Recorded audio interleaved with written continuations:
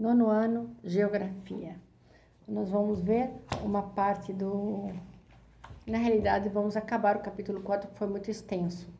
Tá? Nós deixamos para esta aula a Europa Centro-Oriental, que tem bastantes países, né? Uma economia em transição.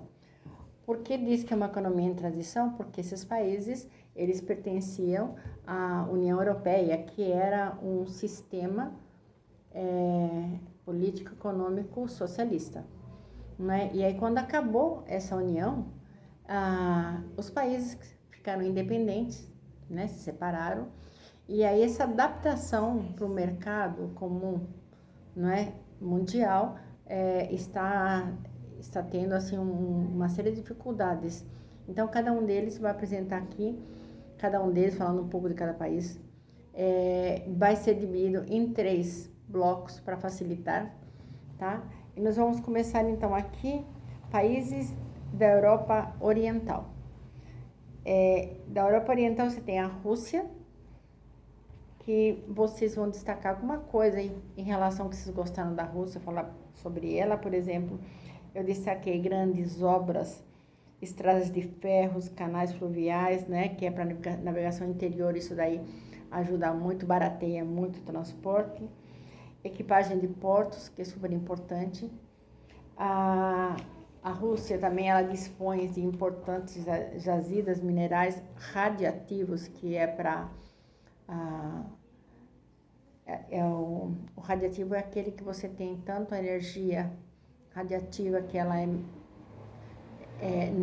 não causa transtorno à natureza, mas também ao ser humano, sim, não é?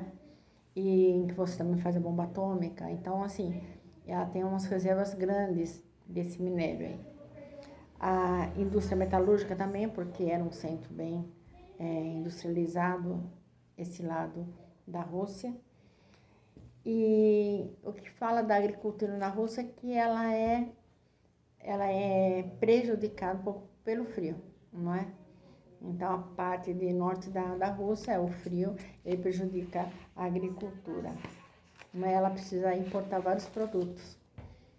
Aí nós temos a Ucrânia, não é? Que ela acabou desenvolvendo um parque industrial, não é? Bem importante, bem considerável. A Ucrânia tem um território que tem uma terra negra que é fantasticamente fértil para plantar. Chama Chernozion, é o nome da terra. E o turismo está crescendo cada vez mais lá. Eu destaquei isso, vocês vão destacar outras coisas, não é? Vocês fazem aquele resuminho que eu falei para vocês. Belarus é outro país que se limita com a Ucrânia, não é? A agricultura é o que mais domina o país.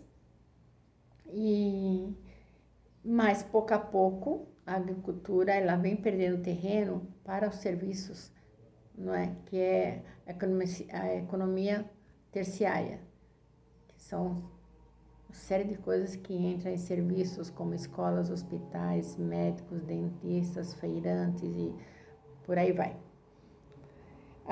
Depois nós temos a Moldávia, né? É uma pequena república, ela se destaca na produção de uvas, de tabaco e óleo de rosa. Aí depois nós temos Azerbaijão e Armênia, né? 2 países pequenos de região montanhosa, né? Com uma economia agroindustrial. E na indústria, Azerbaijão se destaca pela indústria petrolífera. A petrolífica, ela é bem forte. Depois nós temos a Geórgia, que ela tem pretensões separatistas, elas querem se separar um grupo de outro, da etnia, não é? E tem conflitos, mas a agricultura também é um papel importante dela. E ela vem ganhando importância na indústria, porque ela tem recursos hidrelétricos e reservas minerais, então isso é bom para a indústria. Vocês têm uma tabela aqui, que dá para vocês analisarem não é? Todos esses países. Então, esses países, não é? É a Europa Oriental. Então, que é Rússia, Ucrânia, Belarus, Azerbaijão, Armênia, Moldávia e Geórgia. Bom, eu falei da Azerbaijão, agora vamos na Geórgia. Mais da metade da população economicamente ativa está empregada na agricultura. Então, você vê que a agricultura é mais a metade que o pessoal trabalha, mas não é o BIP maior que ela faz. O produto interno bruto não está em cima da agricultura.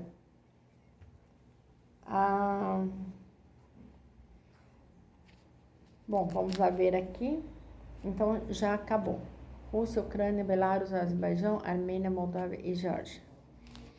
Então, nós vimos o Centro-Oriental. Agora, vamos ver países da Europa Central. Tem República Tcheca, não é? Ela era antes, junto com outro país, que era a Tchecoslováquia, se separaram, ficou a República Tcheca e a Eslováquia.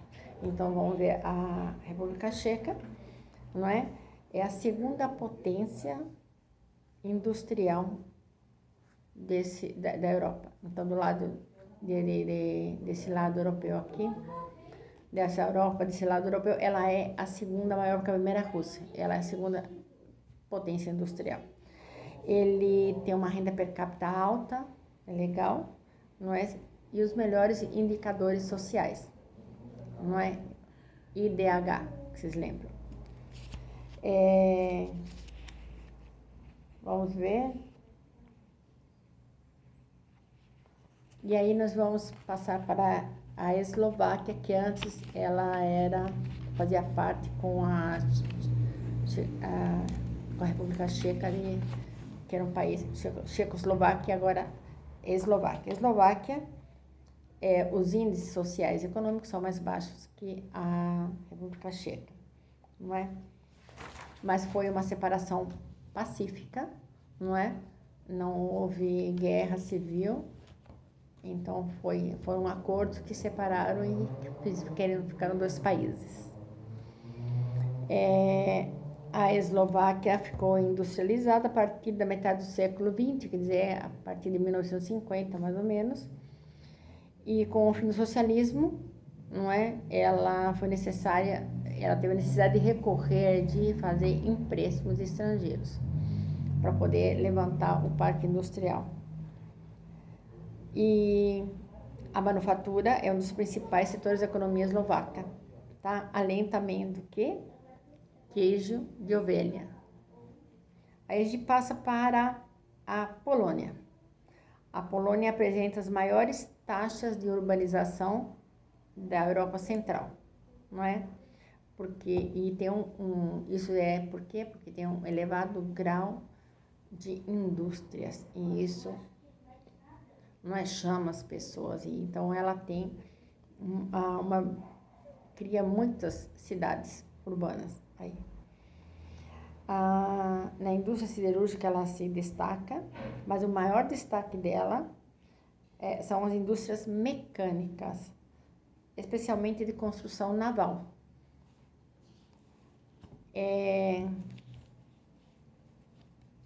Vamos ver o que tem mais da Polônia, que eu destaquei, que eu gostei. A economia polonesa cresce às taxas elevadas.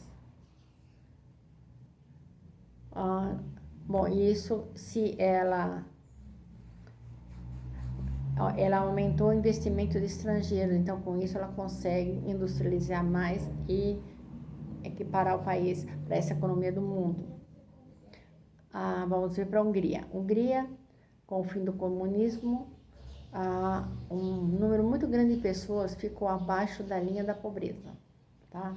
Abaixo da linha da subsistência, porque teve que fazer reformas enormes, não é? Passar do socialismo para o capitalismo, não é?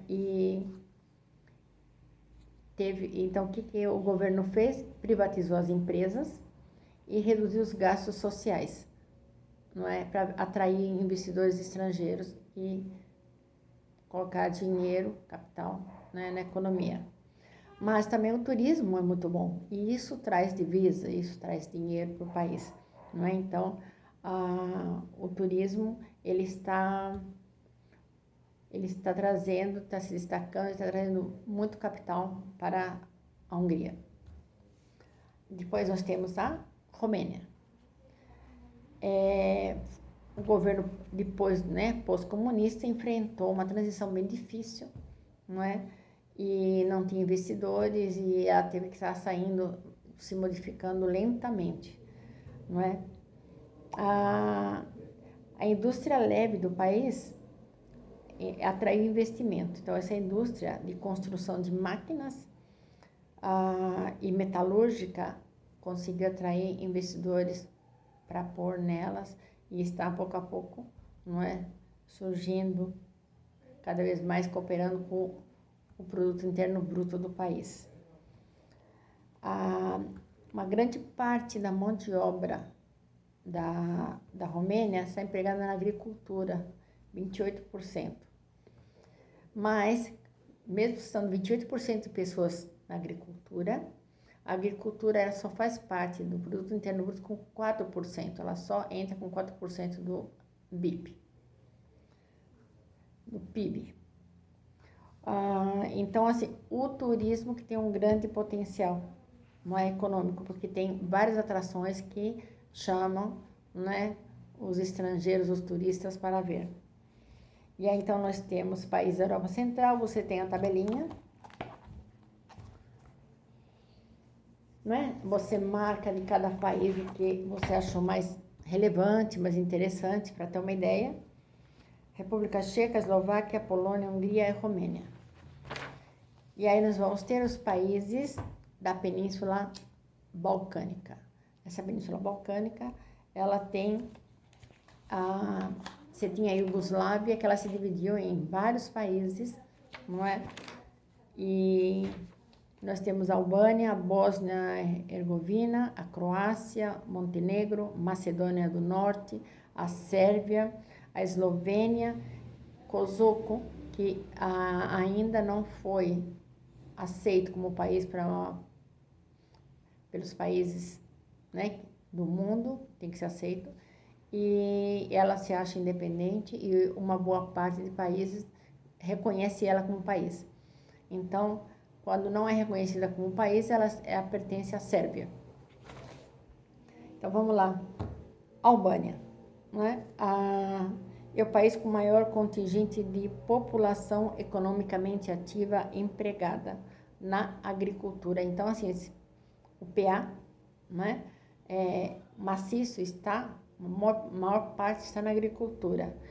Isso quer dizer que produz muito produtos agrícolas, não é?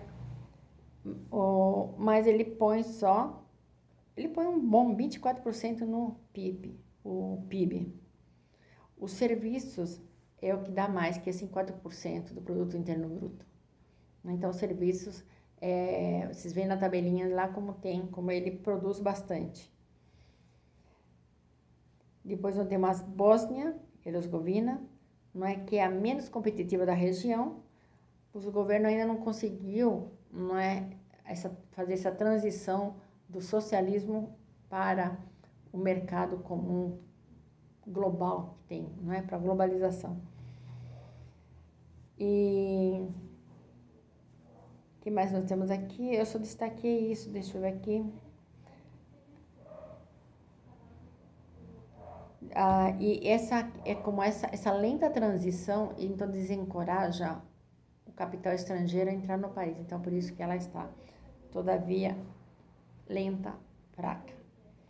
Depois nós temos a Croácia, que ela passou a se recompor a partir de 2000, porque foi impulsionada pelo turismo, que é uma das principais coisas. Então, o turismo, às vezes, dá um PIB muito alto. Então, esse turismo aqui está levantando a Croácia, são um dos pilares econômicos dela.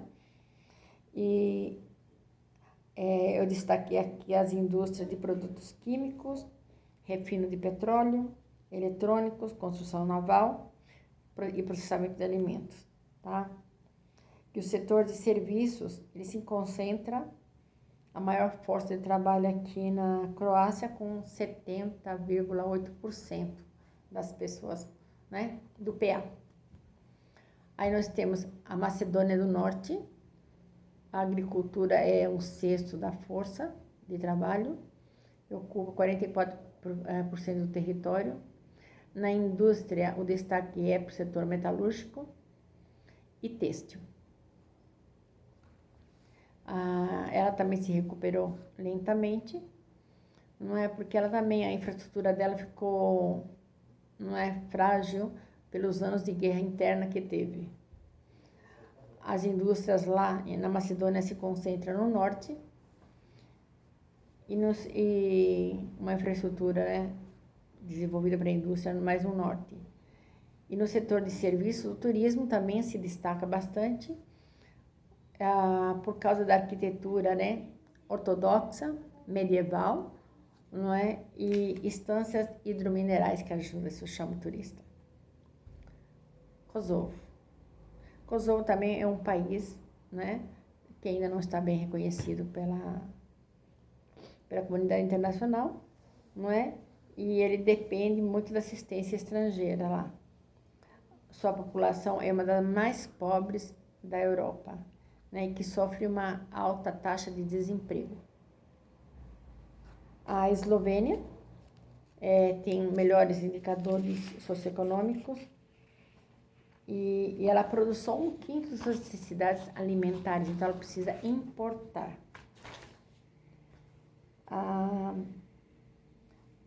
Deixa eu ver aqui, a arquitetura medieval e barroca. Bom, o turismo aqui é sensacional, né? Porque você tem arquitetura medieval e barroca, o sistema de cavernas, o Parque Nacional Triglav, as estâncias hidrominerais, as cidades alpinas, então uma série de coisas que atraem, então o turismo atrai muito dinheiro. E aí vocês vão ver a tabelinha aqui. Tá? Você tem todos os países e questionários. Então, vocês acabem o capítulo 4 fazendo os questionários que estiverem nas páginas até a página 31.